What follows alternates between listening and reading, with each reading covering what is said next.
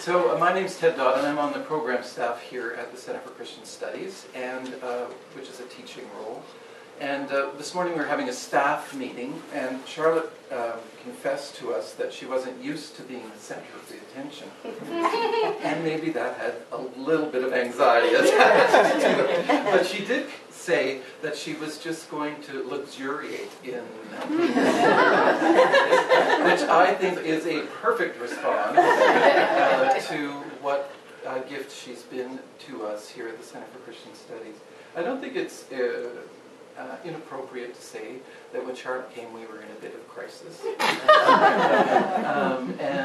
So she has provided leadership that has been steady and gracious and calming and competent and visionary, and we are deeply appreciative of all that she's been and who she's been while she's been with us. She's also really clear about things like boundaries. She's only worked 3/5 time, so she's worked Monday, Wednesday, and Friday, and she's been clear about doing that and good about doing that. She's also said, I had holidays planned, I'm taking them. And you know, for somebody who worked the first number of months without being paid, I think she's entitled. So she's also an incredibly generous person, generous with her time, and generous with her spirit and her commitment to the Center for Christian Studies. And we're deeply appreciative of that and grateful for that piece. She's someone who is gentle and calm and quiet, but she also can be very clear and forthright, and you know where you stand.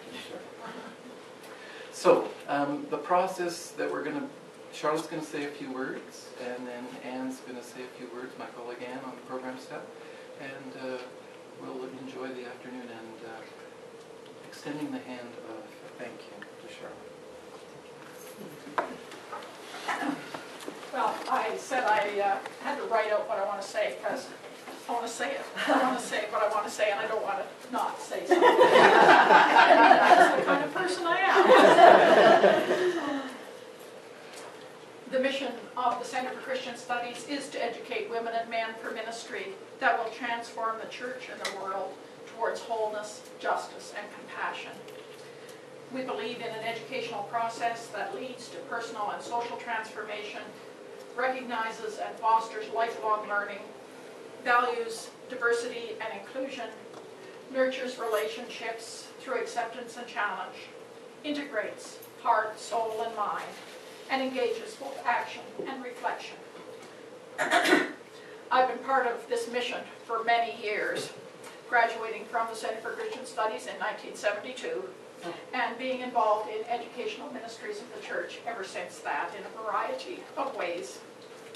I'm sure that I will never stop being an educator. And so when Megan became ill, it was fairly easy to step in.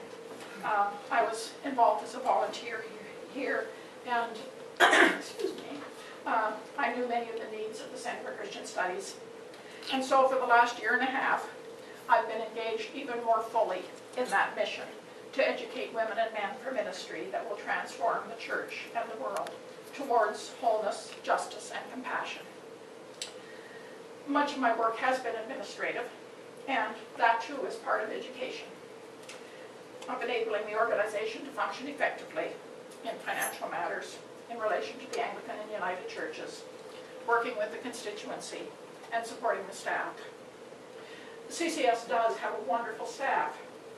Ted and Anne, who do our core work, the direct work of teaching and working with the students, and who keep us challenged with new thoughts, and they make us sing.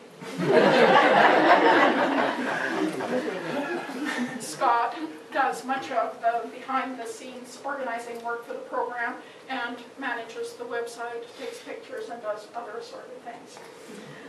And he makes us laugh. Liz answers the phone and organizes the finances, and without Liz, I can't actually function for a day at CCS. I jam the printers, I confuse phone calls, I display all kinds of ineptitudes that she normally hides from the rest of us. And then Mark, who has joined us recently and who has invited us into new visions about resources and fills our space with amazing possibilities.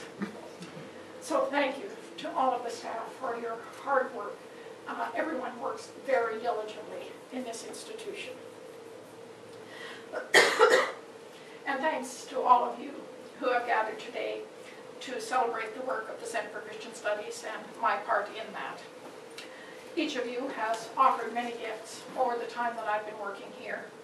And many of you have come as volunteers, as committee members, as donors, some from our neighboring schools, others who support in a myriad of kinds of ways. I also want to acknowledge our virtual community, partly represented in the lovely messages in the guest book for today, which if any of you have not yet signed, make sure you do sign the guest book, because I want to remember all of you being here. So many people in the Center for Christian Studies are known to many of us because we do most of our meetings on the telephone, so we're known by voice, but not necessarily by sight, and it's always such fun when we actually meet each other. But we know each other more by electronic means than by face-to-face means. And so it's lovely to have a bunch of messages coming in electronically of people from across the country. Having a national program means that we really are connected to many places and many people across the country. And so many people are part of this school in many ways, and we're grateful for that. I want to say thank you to Gwenna as well, my partner, who's picked up many of the pieces at home that have let me do this work, and that has enabled me in many ways to do much of the work that I've been able to do through encouragement, through listening on those days when I have been at my wit's end. And there's been lots of real challenges in the work, and so I appreciate the support that Gwen has given me. We are a very wide community of faith, and I pray that this work will go on and go on well to transform the church and the world towards justice, wholeness, and compassion. May it be so. Amen.